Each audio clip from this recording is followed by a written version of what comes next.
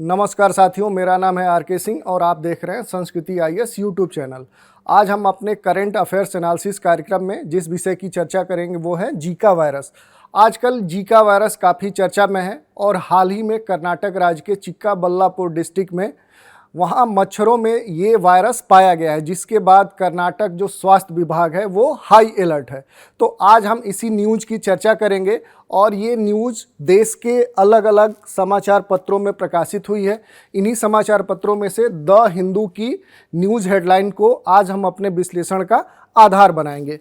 तो हेडलाइंस क्या है कि Karnataka health department issues advisory after detection of Zika virus in mosquito pool in Chikkaballapura district. तो ये न्यूज़ आज की है और ये जो न्यूज़ है ये आपके यूपीएससी पाठ्यक्रम के यानी कि जीएस पेपर 3 से संबंधित है। तो आप इस दृष्टिकोण से आप देख सकते हैं। अब बढ़ते हैं कि आज के इस चर्चा में हम प्रमुख रूप से किन बिंदुओं की चर्चा करेंगे। तो सबसे पहले हम देखेंगे कि आखिर ये जो न्यूज़ है, ये समाचार है, ये किस कारण से चर्चा में है। दूसरी बात कि कर्नाटक में जो जीका वायरस अलर्ट जारी किया गया है, इससे संबंधित कौन सी बातें कही गई हैं, कौन से दिशा निर्देश जारी किए गए हैं। उसके बाद हम देख लेंगे कि आखिर ये जीका वायरस होता क्या है, इससे संबंधित इसकी कुछ प्रमुख विशेषताओं को देखेंगे और भारत में सबसे पहली बार जीका वायरस कब डिटेक्ट हुआ या कब पाया गया या देखा गया, और मच्छरों द्वारा जो लोगों में फैलने वाली बीमारियां हैं वो बीमारियां कौन सी हैं, उनकी या उनके लक्षण क्या हैं, और मच्छर जनित जो बीमारी हैं इन पर नियंत्रण प्राप्त करने के लिए हमें कौन से प्रिकॉशन लेने चाहिए या सावधानियां बरतनी चाहिए, इनको हम देख लेंगे। और सबसे अंत में आज के चर्चा पर आपके लिए एक प्रश्न लेंगे। तो ये आज हमारे चर्चा के प्रमुख बिंदु होंगे। अब शुरू करते हैं कि आखिर ये न्यूज़ चर्चा में क्यों है। तो चर्चा में इसलिए है कि चिक्काबल्लापुर जो ज़िला है कर्नाटक का, वो क्या है कि यहाँ पर मच्छर में जीका वायरस पाया गया है, जिसके बाद से क्या है कि जो कर्नाटक स्वास्थ्य विभाग है ये पूरी तरह से हाई अलर्ट पे है। तो यही आज की न्यूज़ है। अगर इससे संबंधित कुछ बातों को हम देखें तो कर्नाटक में ये जो जीका वायरस हाई अलर्ट जारी किया गया है, इसमें ये कहा गया है कि जो स्वास्थ्य विभाग ताल के बेटा है, इसके आसपास के जो क्षेत्र हैं उनको हाई अलर्ट पे रखा गया है, जहां से क्या है कि सबसे पहली बार इस जीका वायरस से संबंधित नमूना प्राप्त किया गया था। दूसरी बात क्या है कि स्वास्थ्य विभाग ने जो जीका वायरस से निपटने के लिए कुछ दिशा निर्देश जारी किए हैं और ये कहा है कि जो विशिष्ट लक्षण वाले व्यक्ति हैं उनके सीरम के नमूने के परीक्षण के लिए क्या किया जाए, इसको NIV को भेजा जाए, जिससे क्या हो सके कि तत्काल जो ये वायरस है इससे संक्रमित लोगों की पहचान हो सके और इसके संचरण पर रोक लगाई जा सके। और इसी के साथ क्या है कि जो इस प्रभावित क्षेत्र में गर्भवती महिलाएं हैं उनके सीरम और उनके मूत्र के नमूने को भी कलेक्ट करने की बात कही गई है और इसके परीक्षण करने के दिशा निर्देश जारी किए गए हैं। साथ ही क्या कहा गया है कि जो निजी स्वास्थ्य सेवा प्रदाता है यानी कि जो क्या है कि निजी अस्पताल हैं, उनको कहा गया है कि जीका वायरस रोग के बारे में उनको क्या किया जाए, जागरूक किया जाए, उनको बताया जाए। और साथ ही जन्मजात जो विसंगति की जांच के लिए जो हाल ही में प्रसव हुए हैं, जो डिलीवरीज हुई हैं, उनके डेटा कलेक्ट किए जाए, जिससे ये पता हो कि यदि कोई महिला पहले से ही इस जीका वायरस से संक्रमित है तो कहीं ऐसा तो नहीं कि जन्म लेने वाला बच्चा भी उसके कारण से इस वायरस से संक्रमित हो गया है। तो इस कारण से ये प्रिकॉशन या ये सावधानियां बरती जा रही हैं। और शहरी और जो ग्रामीण दोनों क्षेत्र हैं, यहाँ एंडीज मच्छर के सर्वेक्षण और इसके स्रोत में कमी और बुखार सर्वेक्षण के लिए इसको क्या किया जा रहा है, प्रभावी रूप से लागू किया जा रहा है, ताकि क्या हो कि किसी भी क्षेत्र का, चाहे वो ग्रामीण क्षेत्र हो या फिर शहरी क्षेत्र हो, वहाँ इस वायरस का संक्रमण फैल ना पाए।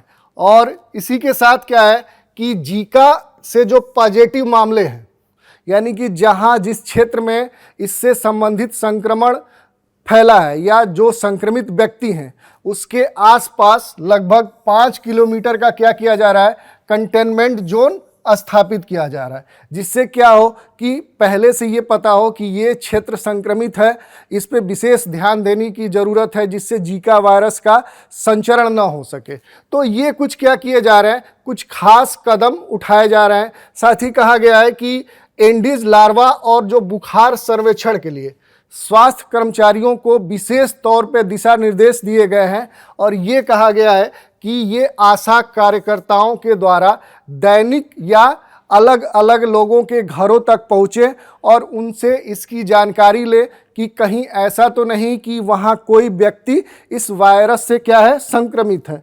तो ये किया है कि कर्नाटक सरकार और वहाँ के स्वास्थ्य विभाग ने ये सब कार्रवाइयाँ या ये नीतियाँ क्या करी है, अपना रही है।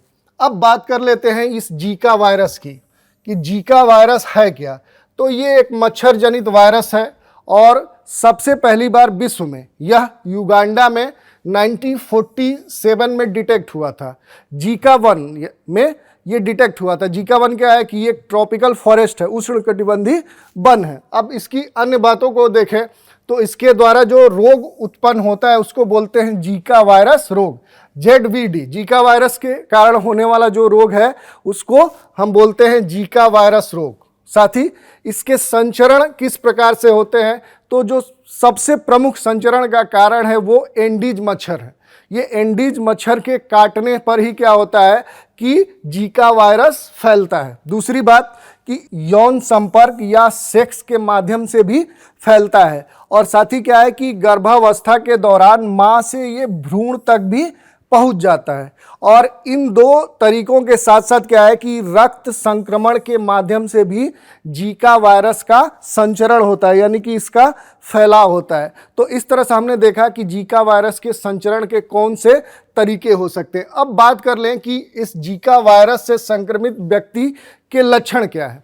तो कभी कभी तो ऐसा होता है कि इससे संक्रमित व्यक्ति पर कोई लक्षण परिलक्षित नहीं होते हैं, लेकिन जब इसके लक्षणों की बात करें कि अगर इसके लक्षण परिलक्षित हो रहे हैं तो उसमें क्या होता है कि सबसे पहले क्या होता है कि उस संक्रमित व्यक्ति के शरीर पे दाने उत्पन्न हो जाते हैं या लाल चकत्ते उभर आते हैं। दूसरी बात कि उसको हल्का बुखार होता है, और साथ ही उसके आँखों के नीचे सूजन हो जाता है। मांसपेशियों में क्या होता है कि दर्द होता है, और जो जोड़ हैं, शरीर के जो गांठें हैं उनमें दर्द होता है, वो अस्वस्थ महसूस करता है, सिर दर्द होता है और उसको कमजोरी फील होती है। तो ये इसके कुछ प्रमुख लक्षण हैं। और साथ ही क्या है कि इसका जो प्रभाव रहता है वो 2 से लेकर 7 दिन तक होता है, यानी कि लगभग 1 हफ्ते तक वह व्यक्ति इससे संक्रमित रहता है। अगर इससे संबंधित कुछ कॉम्प्लेक्सिटी की बात की जाए तो यह वयस्कों और बच्चों में गुइलेन बैरे सिंड्रोम के कारण ही होता है। तो ये एक सिंड्रोम है जिसके कारण क्या होता है कि कुछ लक्षण परिलक्षित होते हैं। अगर इसके बारे में हम बात करें तो इससे क्या होता है कि मांसपेशियों में कमजोरी महसूस होती है, और ये क्या करता है कि ये पॉलीन्यूरोथेरेपी का एक रूप है। और इसके लिए क्या किया जा सकता है कि इलेक्ट्रोमायोग्राफी और तंत्रिका कंडक्शन का उपयोग करके इसका निदान या पुष्टि करने में हम मदद प्राप्त कर सकते हैं। तो ये हमने देखा। अब कुछ अन्य बातों की देखें कि इसके उपचार क्या हो सकते हैं। तो क्या है कि इसका कोई अभी तक विशिष्ट उपचार उपलब्ध नहीं है, लेकिन लक्षणों के इलाज और जो फीवर होता है उससे संबंधित मेडिसिन और पेन किलर लेके क्या कर सकते हैं, हम राहत महसूस कर सकते हैं। और अगर इसके रोकथाम की बात करें तो जो लार्विसाइड्स है इसका उपयोग करके इसके वेक्टर नियंत्रण पर हम रोक लगा सकते हैं। और मच्छर के काटने से सुरक्षा इसे रोकने का सबसे महत्वपूर्ण तरीका होता है कि आप कोशिश करें कि आपको ये मच्छर काट ना पाए। तो पहला प्रिकॉशन क्या होना चाहिए कि आपको अपने शरीर को ढक के रहना चाहिए। साथ ही क्या है कि मच्छरों को भगाने से संबंधित जो प्रक्रियाएं हैं, जो दवाएं हैं, उनका उपयोग करके भी हम इन पर रोक लगा सकते हैं। तो ये हमने देखा कि जीका वायरस के लिए रोकथाम के लिए हम क्या कर सकते हैं। अब बात कर ले कि भारत में सबसे पहली बार इस वायरस को कब देखा गया। तो वर्ष 2018 में राजस्थान और गुजरात राज्य में सबसे पहली बार इसको डिटेक्ट किया गया, इससे संक्रमित लोगों की पहचान की गई।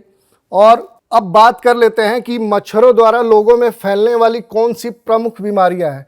तो उसमें सबसे पहला है कि जीका वायरस से फैलने वाला रोग, दूसरा है वेस्ट नाइल वायरस और चिकनगुनिया वायरस, और साथ ही क्या है कि डेंगू और जो मलेरिया होता है ये भी मच्छरों के काटने से ही फैलता है। तो ये कुछ प्रमुख बीमारियां थी जो मच्छरों के काटने से फैलती हैं। अब मच्छर जनित बीमारियों को नियंत्रित करने के साधन क्या हो सकते हैं। तो सबसे पहले क्या है कि जो मच्छर उत्पन्न या जो मच्छर प्रजनन स्थल हैं उन पे हमको ध्यान रखने की ज़रूरत है ताकि उसके लार्वा उत्पन्न न हो सके। साथ ही क्या है कि अपने घर के आसपास जो कंटेनर है, नालियाँ हैं, फूलों के गमले हैं या कूलर हैं या इस तरह की अगर कोई वस्तु है जहाँ जल जमाव हो रहा है, गंदगी हो रहा है, जिससे क्या हो सकते हैं कि मच्छर उत्पन्न हो सकते हैं, उसको स्वच्छ और साफ रखने की हमें ज़रूरत है। और साथ ही क्या है कि बाल्टी, टायर जैसे पानी रखने वाले जो कंटेनर हैं उसको क्या करना चाहिए, हमें ड्राई रखना चाहिए, खाली करके सुखा देना चाहिए। और जो स्विमिंग पूल है उसको समय समय पर उसके पानी को क्या करना चाहिए, चेंज करना चाहिए, जिससे वहाँ इसके लार्वा उत्पन्न ना हो सके। और सबसे जो लास्ट में है कि क्या है कि हम लोगों को मच्छरदानी का उपयोग करना चाहिए या इसके साथ ही मच्छरों को भगाने से संबंधित जो दवाएं हैं, जो प्रिकॉशन है, उसको यूज करना चाहिए। तो ये हमने देख लिया कि कैसे हम इस पर नियंत्रण प्राप्त कर सकते हैं। साथ ही क्या है कि हमें अपने शरीर को पूरी तरह से ढक के रखना चाहिए, यानी कि क्या करना चाहिए कि सुरक्षात्मक कपड़े भी हम इसके लिए पहन सकते हैं। साथ ही इंडोर से संबंधित क्या किए जाने चाहिए, कुछ दवाओं का छिड़काव किया जाना चाहिए और खिड़की और दरवाजे पर पर्दे लगाए होने चाहिए या ऐसी जाली लगी होनी चाहिए जिससे बाहर से मच्छर अंदर न आ सके।